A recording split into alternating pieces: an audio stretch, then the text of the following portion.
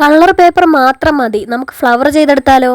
ആദ്യം ഗ്രീൻ കളറിലുള്ള പേപ്പർ എടുത്ത് 6 സെന്റിമീറ്റർ വീതിയും 25 സെന്റിമീറ്റർ നീളവും എടുത്ത് ഇതുപോലെ ഒരു പേപ്പർ സ്ട്രോ കണക്കിന് നമുക്കൊന്ന് ചുരുട്ടിയെടുക്കണം. ഇനി അതിന്റെ എൻഡില് നമുക്ക് ഫെവിക്കോൾ തേച്ച് ഒട്ടിച്ചെടുക്കാം. ഇനി ഏത് കളറിലുള്ള ഫ്ലവർ ആണോ നമുക്ക് വേണ്ടത് ആ കളർ ഷീറ്റ് എടുത്തിട്ട് 3 സെന്റിമീറ്റർ വീതിയും 30 സെന്റിമീറ്റർ നീളത്തിലും അതിനെ കട്ട് ചെയ്തെടുക്കാം. കട്ട് ചെയ്ത പേപ്പറിനെ സ്കെയിൽ വെച്ച് തന്നെ ഈ കാണുന്ന രീതിയിൽ ചെറുതായിട്ടൊന്ന് മടക്കിയെടുക്കണം. ഇനി അതിനെ വീണ്ടും മൊത്തത്തിൽ അതിനെ ഇതുപോലെ രണ്ടായിട്ട് മടക്കിയിട്ട് ഇതുപോലെ ചെറുതായിട്ട് നമുക്ക് കട്ട് ചെയ്ത് കൊടുക്കണം. നമ്മൾ ആദ്യം ഒരു മടക്കിയില്ലേ, അപ്പൊ ആ മടക്ക് വരെ മാത്രമേ നമുക്ക് കട്ട് ചെയ്ത് കൊടുക്കാവുള്ളൂ. ഇനി സ്കെയിലിന്റെ ബാക്ക് സൈഡ് എടുത്ത് ഇതുപോലെ ഒന്ന് ആക്കി കൊടുക്കണേ, ഒരു കർവ് പോലെ വരാൻ വേണ്ടിയിട്ടാണ്. ഇനി ഫെവിക്കോൾ എടുക്കുക, നമ്മുടെ പേപ്പർ സ്ട്രോയിൽ ഒട്ടിച്ചു കൊടുക്കുക. ഈ കാണുന്ന രീതിയിൽ അതിനെ ചുരുട്ടി താഴേക്ക് വരുന്ന രീതിയിൽ ഒട്ടിച്ചു കൊടുക്കുക. ഫ്ലവർ സെറ്റായി. ഇനി ഇല വേണ്ടേ? ഇലയ്ക്കായിട്ട് 2 × 20 സെന്റിമീറ്റർ എന്ന രീതിയിൽ എടുത്തിട്ട് ഈ കാണുന്ന രീതിയിൽ അതിനെ രണ്ടായിട്ട് ആദ്യം നടുക്കൂടെ മടക്കണം. വീണ്ടും ഒരു മടക്ക് സൈഡിലോട്ട് മടക്കി കൊടുക്കണം. എന്നിട്ട് ഇതുപോലെ ലീഫിന്റെ ഷേപ്പിൽ ഒന്ന് നീളത്തിൽ കട്ട് ചെയ്തെടുക്കണം. കട്ട് ചെയ്തെടുത്ത ലീഫിന്റെ താഴ്ഭാഗത്തായിട്ട് ഒരു കട്ടൂടെ ഇട്ട് കൊടുക്കണേ.